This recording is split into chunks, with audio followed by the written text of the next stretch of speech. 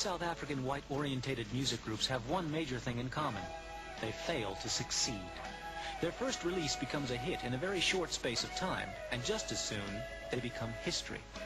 Why should our young, talented musicians, full of enthusiasm, have to face this inevitable recurrence of failure? One such group has been singled out to try and ascertain why this failure occurs, and therefore to prevent other groups from making the same mistakes. Initially, they were labeled the Band of the 80s, South Africa's wonder group, and the band to take up where Rabbit left off. But they, too, never made it.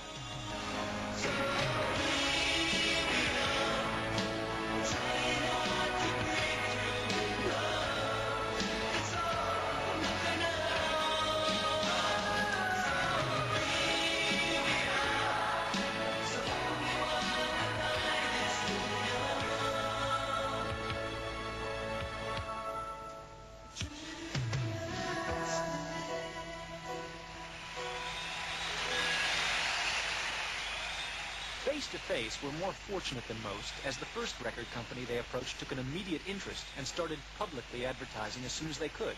So much so, in fact, that their first ever live performance created enough interest to be videotaped, which is probably a world first.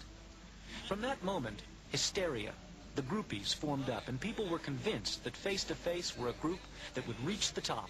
Even the members of the band themselves felt that this was the beginning of a new era. We felt that the audience reaction was a lot more than we expected, and now we're going to the nice part where you sign the autographs and see the bears there.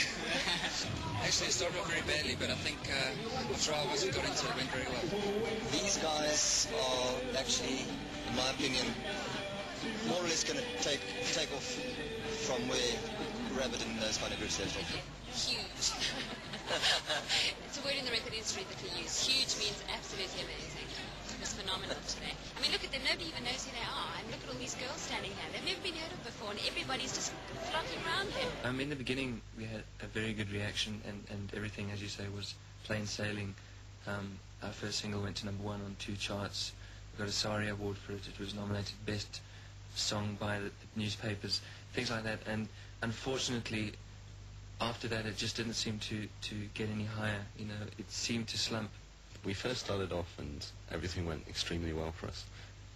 Everything happened really quickly.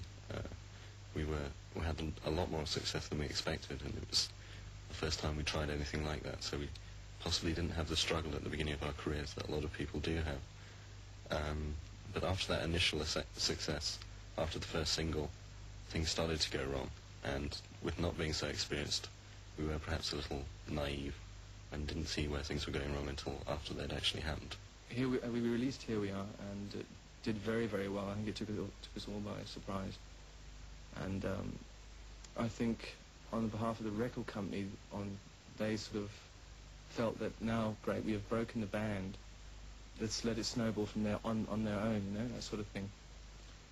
And well, unfortunately that didn't happen, and it was quite a few months until we got the next single out, which was Night of the Long Night, which didn't have the impact the same as Here We Are had. And I think that was because of the long break, and had it been planned and marketed, I think, in a stronger and more positive way, it could have probably established us as a permanent sort of group on the music scene. Night of the Long Knives, shall we say, didn't quite make it as good as Here We Are. We had a bit of a slump, and after that we began building up again. We got new management, and we were then offered a tour with Geraldine.